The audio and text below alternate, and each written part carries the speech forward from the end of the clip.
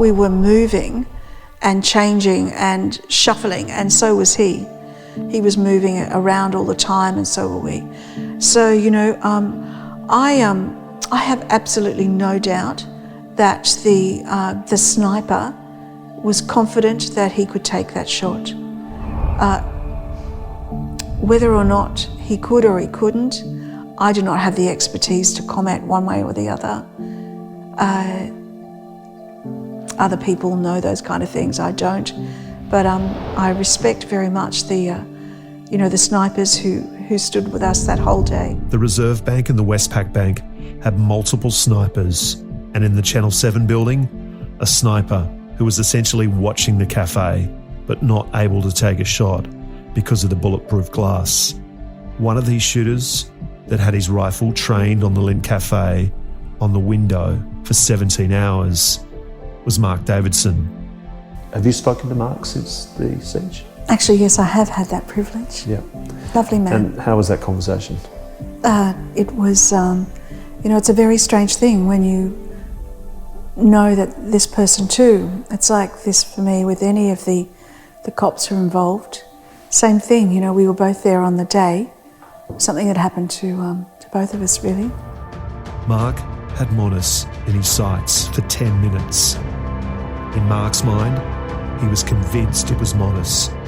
However, police command were not sure that it was him. I didn't have doubt it was him, but people in the command post had doubt it was him. During those 10 minutes, Mark took a number of photographs of Monis. He also made a radio call about it. I have the Tango in white window 4. Can just see his head. And also called the command post on his mobile phone. So why didn't Mark shoot Monis when he had the chance? I am actually not an expert. I don't understand the technicalities of those kind of things.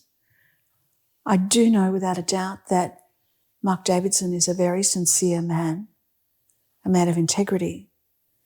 So I don't doubt his assertion that he could do that. However, I have to put my hand on my heart and say, but I don't really know. How could any of us know? Reading the inquest notes, that there was a very high likelihood that he would be charged over these crimes. Yes. Equally, it come to pass post the siege, and we learned afterwards that he was involved with the murder of his ex-wife. Yes. It's quite astounding. Yeah, it is shocking, really. And there were multiple times where hostages had escaped. Yes.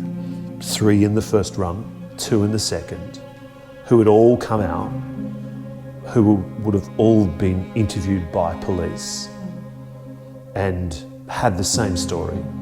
Yes. He's threatened with a gun. He's agitated. And still nothing. In these hindsight years, I've been left a bit flabbergasted by that whole scenario, really. Of all the things, to me, so much hangs on this point of understanding of human nature, and in particular, of the nature of this man. And in actual fact, our authorities were quite familiar with him. He had form, he was known to police. So, there was a lot of background, so one has to ask the question, if there had been a moment when they took his violent potential seriously, could things have been different? You can listen to this podcast episode in full on Apple, Spotify, or wherever you get your podcasts. If you enjoyed this video, don't forget to like and subscribe, and press the bell icon to keep up to date with everything from Podshape.